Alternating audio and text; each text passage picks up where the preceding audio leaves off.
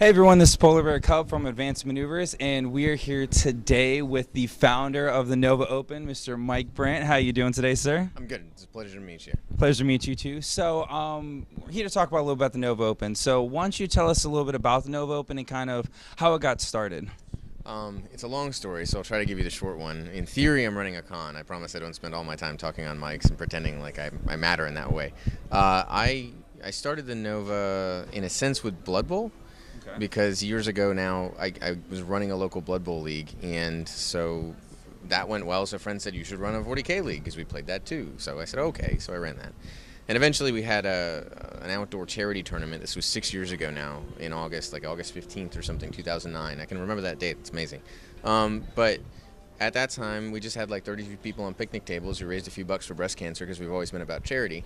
And, that was cool. So we were like, well, we should do it again the next year. Only we wound up with like 130 people, 30 fantasy players and about 90 40K players. So that was a thing, and that was the first NoVA Open. And this is actually a shirt from that year. I feel like I'm bearing my 5-year pride because this is our 5th anniversary. So the next year we moved here to the Hyatt, which has been really cool. And at that point, we incorporated other game systems. We added our first year War Machine. We had, I think, 20 or 30 people come out. We had a couple other events. We had a brief Malifaux presence for a while there, although it's come back this year, which is kind of exciting. That's pretty nice. What else did we have that year? I think Fantasy again. And we were just in this one hall, and it was 220 or so 40K players and all these other events. And that was our first year of realizing we need to kind of really focus on the other events, because that was the first year that we heard people say, I felt like it was a 40K event, and we were just there because they thought that might be fun. So since then, we've kind of focused on everything else. And at this point, we have, I think, expecting about 1,000 people total this weekend. And only about 30% of them are here for Games Workshop games. Really, that's a huge variety of people. So you're saying that the second year, I guess, with NoVA Open starting, you kind of get the other game companies, Malifaux, War Machine. Kind of what made you think to get those out instead of just keeping it purely 40K and fantasy? What was your reasoning for kind of getting those other groups incorporated into a whole NoVA Open convention? It's a mixed number of reasons. Some of it is because some of it's simple. Some of it's like, we want to have a bigger con that was fun. We want it to be more fun. Well, how do we do that? Well, we're not going to add, go to 512 40K players. We just pull our hairs out. We'd have to be playing from Monday to even figure anything out. The other thing too is that among our group of guys we had started to develop, and gals really, we had more gamers and people who enjoy different games. And so some of them were like, well, why don't we do a greater presence of this, or why don't we do a greater presence of that? And that worked. I mean, we were happy to, and we were excited to. And once we did it a little bit and we got some feedback and everything, we kind of developed a passion for it. And we developed a passion also for the fact that, the people that I socialize with are not a bunch of 40K gamers. They're a diverse array of people who are all really cool and have really the same interests. I mean, you think about it, there aren't a lot of tabletop war gamers. The very concept that we would go, well, I play War Machine, or well, I play 40K, or well, I play Malifaux, and your game is stupid, is just crazy. So we've worked on that over the years and tried to, this year we added the Tabletop Olympics, where groups of people who come together and play all kinds of different games earn points as a team together. And so that's been the drive of, I guess at the heart of it was that we all love our games because it gives us people who are similar to us to hang out with and socialize with in a weekend full of nothing but connection, and why not add more to that net melting pot of fun. God, that's really awesome. It seems like you guys took a lot of thought into doing that. And one of the things you actually brought up was, the first year you did it, you get raised a couple bucks for breast cancer, and now you guys actually have a NoVA Open Charitable Foundation. So why don't you tell us about that? What are you guys doing? Just really all about the Charitable Foundation. Well, it started because my mom, who's actually an integral part of running this event, is a breast cancer survivor, and so that, we wanted to raise money for that because it was near and dear to my heart.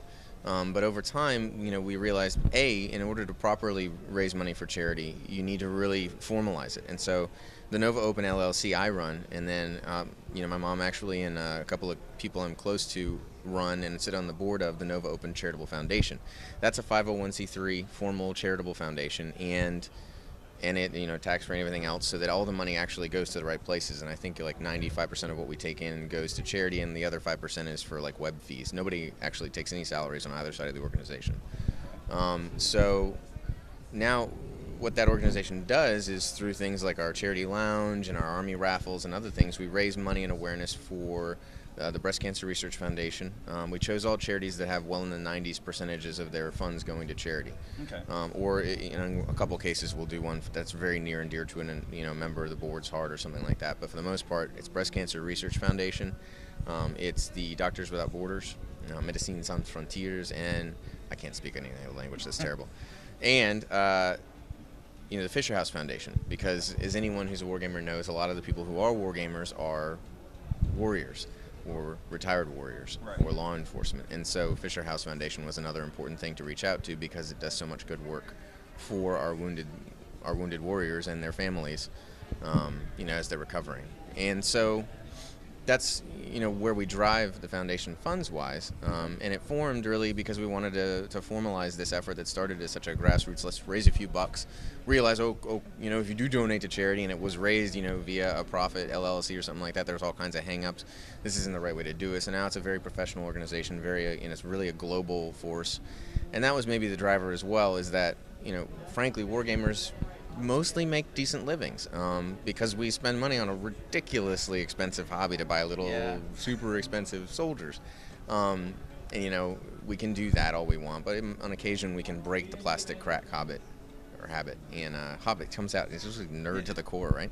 And maybe send a few of those bucks towards something like a raffle or toward a few drinks for charity or something like that, and give back to the world. And maybe leverage the fact that wargamers can be compassionate, interactive people with our planet instead of just, the stereotype we all know about the guy in the basement or the person who's too shy to reach out and make a difference in the world as a whole. Nice. So besides, I guess, coming to NoVA Open and helping out with that stuff, is there any other way that, people who can't really make a NoVA Open, that they can make a donation to the NoVA Open Charitable Foundation? Is there any website or stuff they can go to for that? Yes. Now, I always forget websites in my head, but it's NoVAOpenFoundation.org. If for some reason I got that wrong, just Google the NoVA Open Charitable Foundation. Pretty easy. The NoVACF.blogspot.com is also now operational. And we do a bunch of different things. We do Army raffles for charity. In fact, I don't suppose this is going to go out before tomorrow. That's okay. But in general, we'll do it again next year. We do raffles for charity. You can also make donations directly to the foundation, targeted at the charity that you'd like the donation to go to, of the charities that they directly support. And if you ever can't make a NoVA Open weekend, or you're not really into tournament gaming, you just want to come and play some open games or check out the vendors.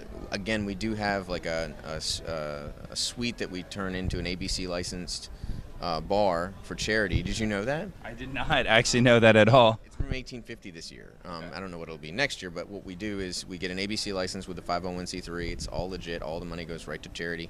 But every craft, cocktail or craft beer or, snack you have up there, all that money goes to those good causes, which is kind of cool.